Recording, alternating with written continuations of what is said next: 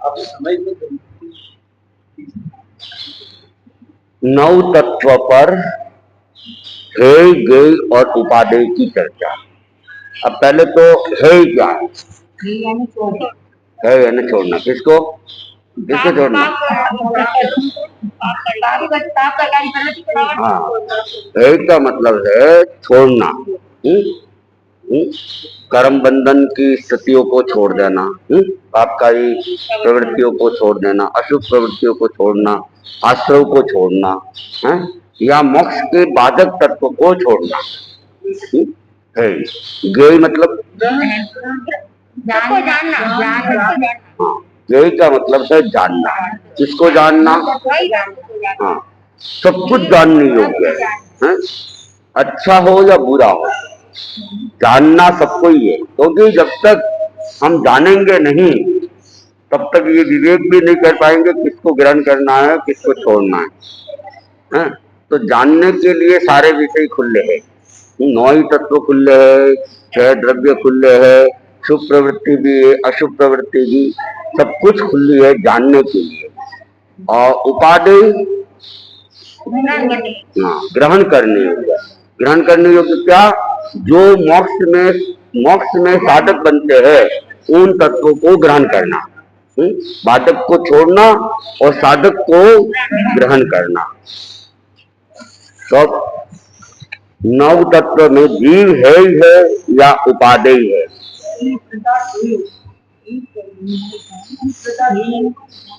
जीव पदार्थ है ही।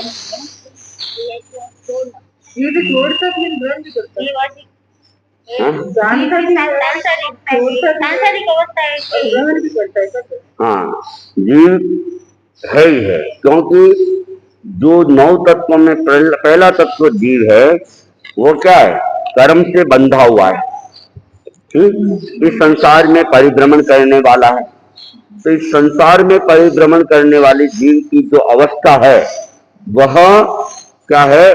छोड़ने योग्य है ही है। और अजीव है या उपादेय?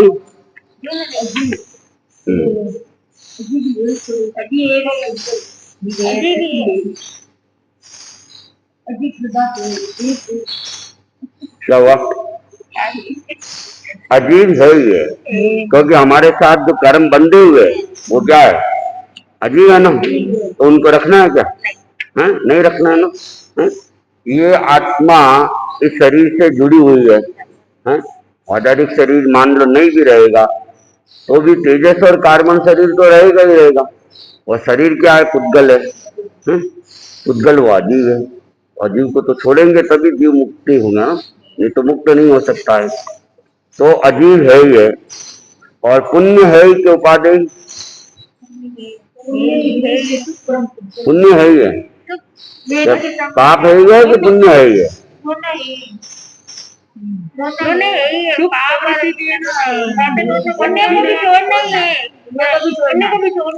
हाँ, पुण्य भी है ही है, क्योंकि पुण्य भी आत्मा से चिपका हुआ रहेगा तो मुक्ति नहीं मिलेगी। मुक्ति में बाधक बन रहा है, पुण्य भी बन रहा है और पाप भी बन रहा है। तो पाप है के उपादेय? पाप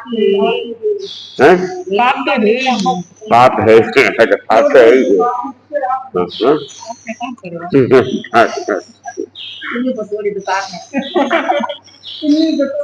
आश्रय है के उपादेय?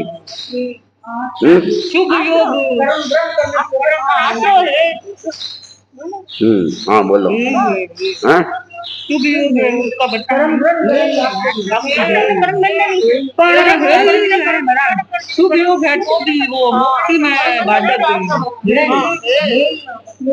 आश्रय है ही है, क्योंकि ये कर्मों को करने वाला है।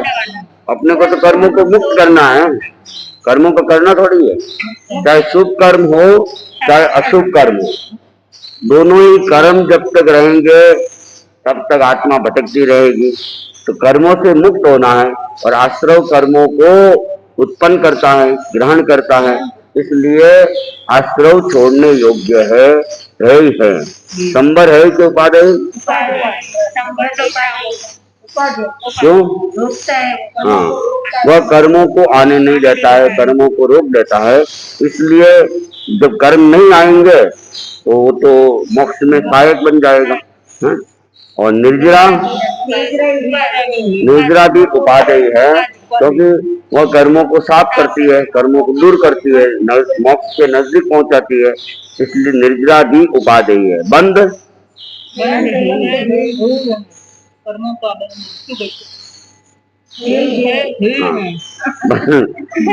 बंद भी है ये, क्योंकि शुभ और अशुभ कर्म पुद्गल है, और पुद्गल है तो वो बंधे हुए है, तो वो बाधक बन जाएंगे।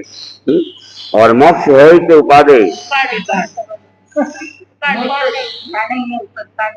अच्छा, मोक्ष उपादेय है। और 9 तत्व में ज्ञेय तत्व कितने हैं? अब 9 तत्व पर 6 द्रव्य और 9 तत्व की चर्चा।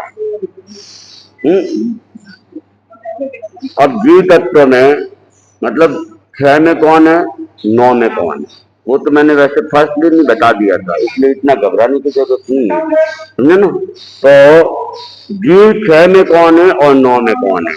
6 में जीव है और 9 में जीव 5 है। जीव संबर जीव 6 में तो जीवास्तिका ये जीव है, बाकी अजीव के कोई भेद इसमें नहीं है। और 9 तत्वों में जीव, आश्रव, संबर, निद्रा और मोक्ष, ये 5 तत्व है। और अजीव 6 में कौन, 9 में कौन? अजीव 6 में वो 5 अजीव है, जीवास्तिका को छोड़ के बाकी के 5, और 4 अजीव, पुण्य, पाप और बंध। वेरी गुड, बहुत बढ़िया।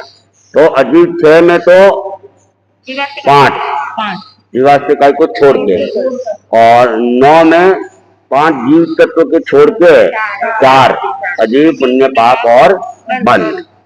और पुण्य 6 में कौन, 9 में कौन? अब सोचना है।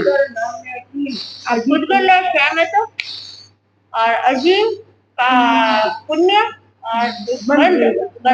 अच्छा, पाप नहीं है? नहीं, पाप नहीं है, पाप में पाप होगा, पुण्य 6 में पुद्गल, 6 में केवल पुद्गल, और 9 में अजीव, पुण्य और बंध, और ठीक वैसे ही पाप। पुद्गल 6 में तो, 9 में अजीव, पाप और बंध, ठीक है। और आश्रव 6 में कौन, 9 में कौन? 9 में जीव और आश्रव, और 6 में केवल जीव। और संबर 9 में जीव संबर, और 6 में जीव। निर्जरा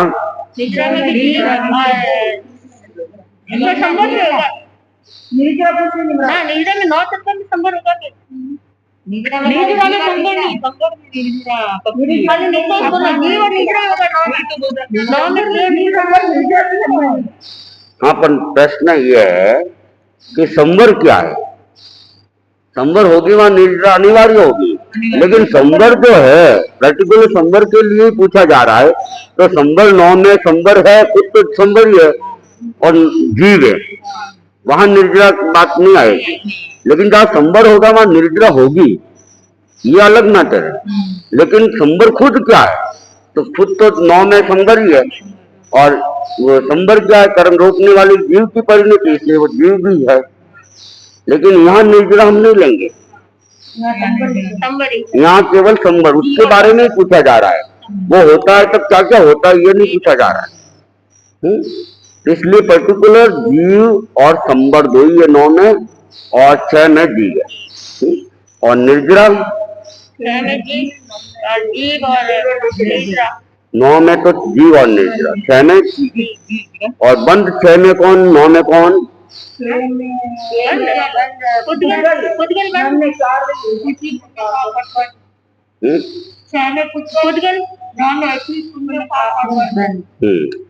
में पुद्गल, 9 में अजीव, पुण्य, पाप और बंध, सभी चारों अजीव तत्व आ जाएंगे। कैसे?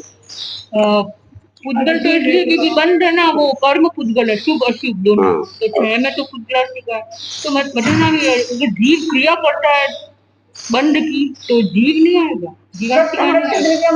नहीं, जो क्रिया की जा रही है वो तो आश्रय है। अच्छा, जो क्रिया की गई है वो आश्रय है, उसको तो जीव ले लिया, लेकिन उस क्रिया का परिणाम, उसका जो फल है वह शुभ या अशुभ कर्मों का बंधना है। ये तो क्या उसका फल है। तो क्रिया को तो हमने आश्रय ले लिया, उस आश्रय की क्रिया से जो शुभ और अशुभ कर्म आत्मा की चित्ते वो बंध है। तो वो जो कर्म चित्ते है, तो कर्म तो अजीब है, कर्म पुद्गल है। पुद्गल है, इसलिए पुद्गल है और इसमें बंधना है। पुण्य पाप और मोक्ष 6 में कौन, 9 में कौन?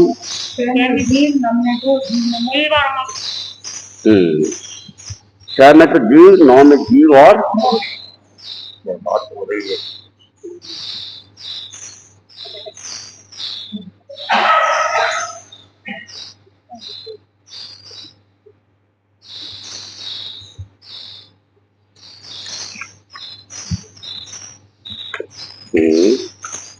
अब 6 द्रव्य में रूपी और अरूपी की चर्चा। रूपी कौन होता है? जो दिखाई देता है,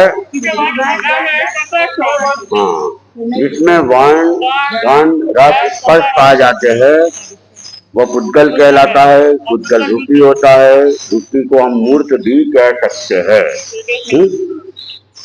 और जो भी दिखाई दे रहा है वह सब मूर्त है या रूपी है। तो धर्मास्तिकाय आदि प्रथम 4 द्रव्य, धर्मास्तिकाय, अधर्मास्तिकाय, आकाशास्तिकाय और काल, ये रूपी है कि अरूपी है?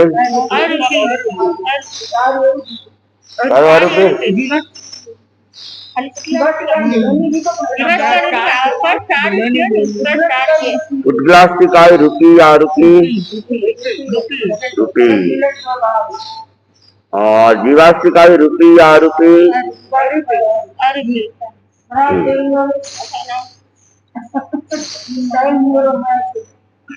5 मिनट। तो जीवास्तिकाय ये क्या है? अरूपी है, क्योंकि इसमें कृष्ण, पीत आदि 5 वर्ण इसमें नहीं है, इसमें ये दे दिया है। बाकी वर्ण, गण, रस, स्पर्श सभी नहीं है। वर्ण तो केवल एक वेद है, वर्ण, गण, रस और स्पर्श सभी नहीं है। और धर्मास्तिकाय कृष्ण, पीत आदि वर्ण इसमें नहीं है, इसलिए वह अरूपी है। तो जैसा कि अभी आपने कहा था ना, जीवास्तिकाय क्यों नहीं लिया? धर्मास्तिकाय, अधर्मास्तिकाय, आकाश, तो उसने क्या किया, इसके 3 पार्ट कर लिए रूपी अरूपी में। एक तो धर्मास्तिकाय से काल तक, तो ये प्योरली अजीव है, एक पार्ट। और पुद्गल तो अजीव तो है, लेकिन वो अरूपी नहीं है, वो रूपी है, और वे 4 अरूपी है। तो दोनों को अलग अलग कर दिया। धर्मास्तिकाय से काल तक एक कि अजीव भी है, अरूपी भी है। उद्गलास्तिकाय अजीव तो है लेकिन रूपी है। और तीसरा पार्ट जीवास्तिकाय का, तो वह अरूपी है लेकिन जीव है, लेकिन वह जीव है, समझे ना। तो 3 पार्टों में उसमें बांट दिया गया। 6 द्रव्य में सावध्य और निर्वध्य की चर्चा। सावध्य मतलब और निर्वध्य मतलब पाप रहित प्रवृत्ति। तो पहले 9 तत्वों में तो ये आया हुआ था, सावध्य निर्वध्य। अब ये 6 द्रव्य में सावध्य निर्वध्य की बात कह रहा है। तो धर्मास्तिकाय आदि प्रथम 5 द्रव्य, उद्गलास्तिकाय सावध्य है कि निर्वध्य है?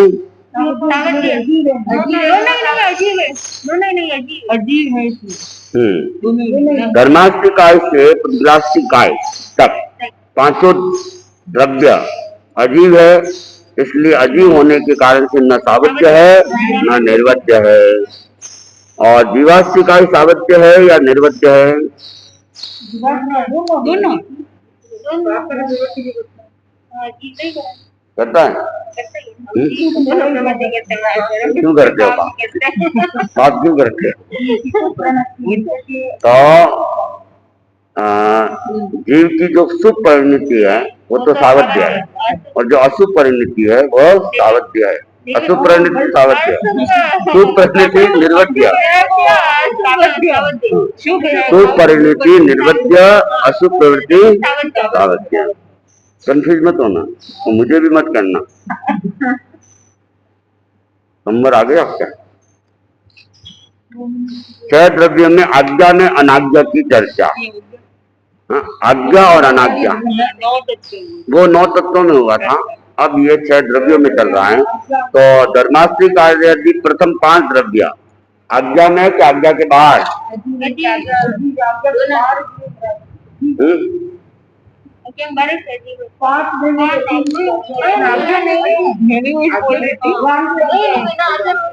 हाँ, मेरी आज्ञा नहीं, भगवान की आज्ञा में या आज्ञा के बाहर? दोनों नहीं। क्यों भाई? हाँ, अजीब है, इसलिए उनको तो कोई मतलब भी नहीं। हाँ? और जीवास्तिकाई आज्ञा में या आज्ञा के बाहर? दोनों। असुपरिणति आज्ञा के बाहर, सुपरिणति आज्ञा के अंदर। 6 द्रव्य में चोर या साहूकार?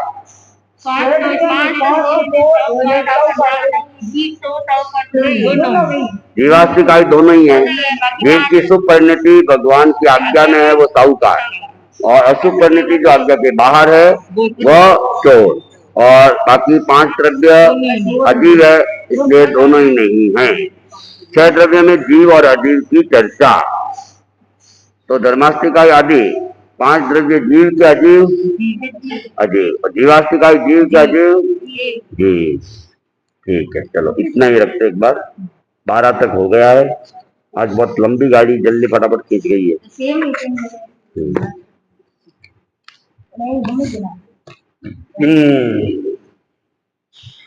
आज्ञा में चाय लाने की